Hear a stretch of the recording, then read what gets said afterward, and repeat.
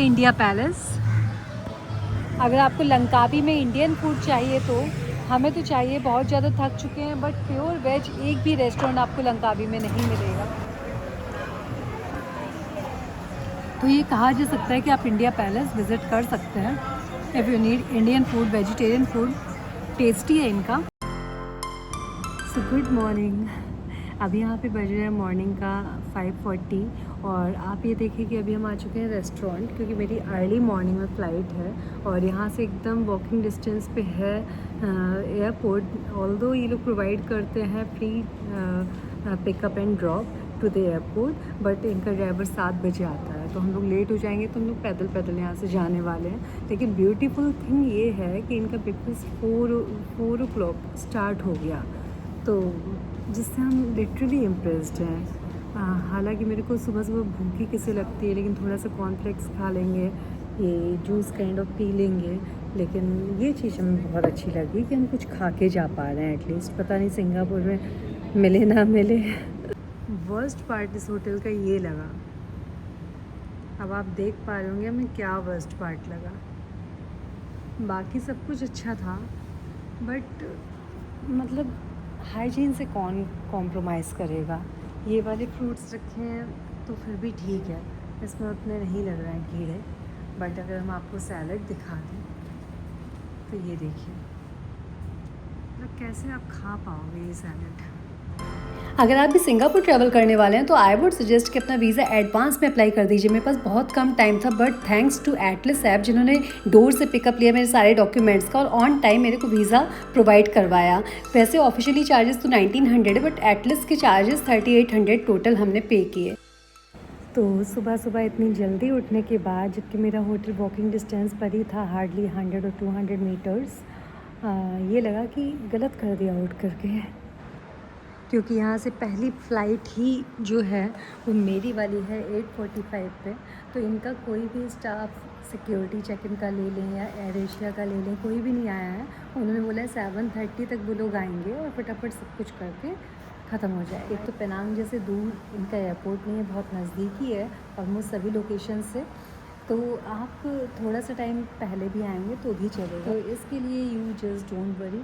हमने जो गलती कर दी है सुबह जल्दी उठ कर के यहाँ बैठने में, जबकि मेरा होटल तो बिल्कुल ही पास था, वो गलती आप मत करिए। जो भी लोग आ गए हैं वो सब बैठ के वेट ही कर रहे हैं, क्योंकि यहाँ कोई स्टाफ है ही नहीं, तो क्या ही आकर के करना है। थोड़ा और सोया जा सकता था, एटलीस्ट 1 आवर तो सो ही सकते थे। तो देखिए एयर एशिया के काउंटर में भी कोई भी स्टाफ अवेलेबल नहीं है, जैसा कि दूर दूर तक देखा जा सकता है। और इसके अलावा जब हम सिक्योरिटी काउंटर पे प्रोसीड करेंगे तो इनका स्टाफ अचानक से प्रकट हो जाएगा मेरे बैगेज को तौलने के लिए। सबसे घटिया अगर कोई एयरलाइंस हमें लगी है ना तो वो एयर एशिया है, और ये मेरा अभी का एक्सपीरियंस नहीं, पास्ट का एक्सपीरियंस है, बहुत ही बेकार। और आजकल तो इन्होंने एक ये नया कर दिया है, ये लखनऊ से जब हमने फ़्लाइट लिया तब नहीं था। यहाँ पे ये है, आप देखो, स्मॉल बैग और लैपटॉप बैग जो कुछ है सब मिलाकर के 7 kg होना चाहिए, और इस हिसाब से हम सोचते 3 kg पर्सनल बिलोंगिंग्स और 7 kg एक ट्रॉली। तो मतलब ये छोटू सा ये जो पर्स है इसके लिए भी हमें बाई करना पड़ता है। सो अब देखते हैं ये यहाँ पे कैसा स्टाफ है एयर एशिया का।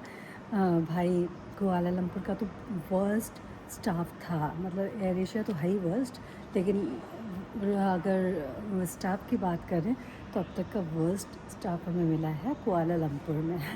तो अगर आप कुआलालंपुर आ रहे हैं या वहाँ से जा रहे हैं तो अवॉइड एयर एशिया, बहुत ही बेकार स्टाफ। सो ये रेडी टू फ्लाई।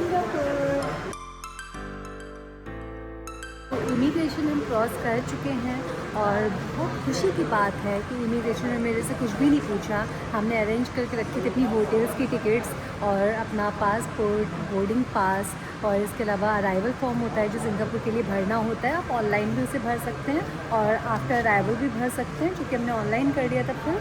और वीज़ा उन्होंने कुछ भी इनमें से नहीं देखा सिवाय पासपोर्ट के और बोर्डिंग पास के, और ना ही मेरे से कोई क्वेश्चन पूछा। सो बहुत अच्छा लगा। अब देखते हैं कि सिंगापुर पहुंचने के बाद क्या क्या फॉर्मेलिटीज़ होती है इमिग्रेशन में। जनरली पूछते हैं, यानी that I don't know, but मेरे से कुछ भी नहीं पूछा।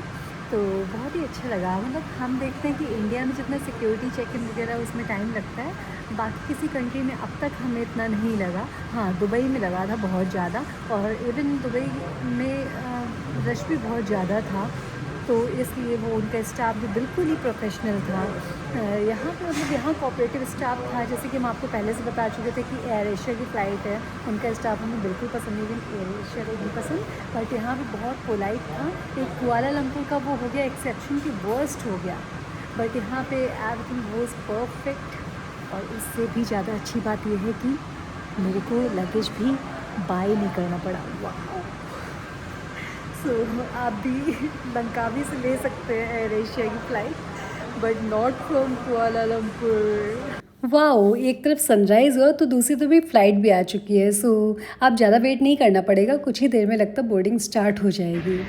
एक मिनट, एक इन्फॉर्मेशन और आपको हमें देनी थी, सजेशन देना था कि अगर आप भी बजट टूर पर हैं और आप भी मनी सेव करना चाहते हैं during your trip, so it would be better आप मलेशिया से सिंगापुर जाएँ, ना कि सिंगापुर से मलेशिया आएँ, क्योंकि सिंगापुर से जब आप मलेशिया आ रहे हैं तो वो फ़्लाइट्स कॉस्टली हैं as compare to Malaysia to Singapore. मतलब मलेशिया से सिंगापुर जाने के लिए आपको 2-3 हज़ार में मिल जाएगी, मीन्स हार्डली 3 हज़ार।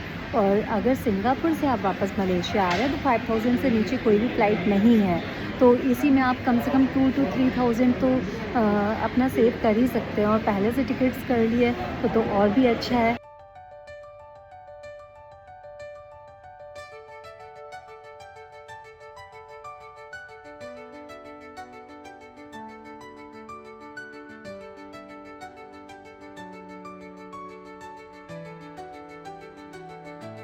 अगर आप इंडिया से सिंगापुर ट्रैवल कर रहे हैं, वहाँ से वापस इंडिया आ रहे हैं, तो आपको to and fro tickets hardly 20,000 की पड़ेगी अगर एडवांस में बुकिंग कर ली है तो। बट हम तो मलेशिया से ट्रैवल कर रहे थे, तो ये मेरे को हार्डली 12,000 रुपीज़ पड़ा, क्योंकि हमने एडवांस में बुकिंग की थी। So book your tickets in advance. इसी के साथ हम पहुँच चुके हैं Singapore airport Changi. So we are proceeding to immigration. So this is the immigration. सच में world's one of the best immigration. पता नहीं पासपोर्ट पे ठप्पा तो लगा नहीं, मतलब पूरा ही कंप्यूटराइज था, इलेक्ट्रॉनिक था। बस ऑफिसर्स असिस्ट करने के लिए दूर में बैठे थे। जैसे मेरे हैट लगने की वजह से वो मेरा फेस स्कैन नहीं कर पा रहे थे, तो उन्होंने मेरे को असिस्ट किया, पहले हैट हटाइए। तो मतलब बहुत अच्छा। इमिग्रेशन में कितनी लाइंस लग जाती हैं, कितनी क्यू में खड़ा होना पड़ता है, कितनी पैसेंजर्स को प्रॉब्लम होती है, लेकिन यहाँ पे कुछ भी दिक्कत नहीं हुई, ना उधर से ना इधर से। सो सिंगापुर तो पहुँच चुके हैं, बट अब बात आती है करेंसी एक्सचेंज की। सो हम अपनी करेंसी लेकर के आए इंडिया से, इसके अलावा मेरे पास फॉरेक्स कार्ड भी है, तो यहाँ पे भी नो टेंशन ऑफ शॉपिंग। तो किसी भी कंट्री में लैंड करने के बाद, इमिग्रेशन क्लियर करने के बाद सबसे पहला काम होना चाहिए यहाँ की सिम लेना, क्योंकि सिम लेने के बाद ही आप अपनी कैब बुक कर सकते हैं और होटल तक ईजिली पहुँच सकते हैं। सिंगापुर का एयरपोर्ट ही अपने आप में टूरिस्ट अट्रैक्शन है। सो अगर आपको एयरपोर्ट घूमना है तो यहाँ से शटल बस ले सकते हैं, इसके अलावा सिटी के लिए भी शटल बस ले सकते हैं, और नहीं तो आप अपनी कैब बुक कर सकते हैं अपने होटल के लिए। I would suggest to book your taxi by Grab और क्लूक। कंपेयर कर लेना चाहिए पहले, उसके बाद ही अपना करिए। आपको पता है Singapore one of the most costly countries में से एक है। सो यहाँ पे तो अगर हम एकोमोडेशन की बात करें तो बहुत ज़्यादा कॉस्टली होने वाला है, लेकिन फिर भी अगर आप हॉस्टल लेते हैं तो 2500 फॉर अ नाइट आप पे करके रह सकते हैं यहाँ पर।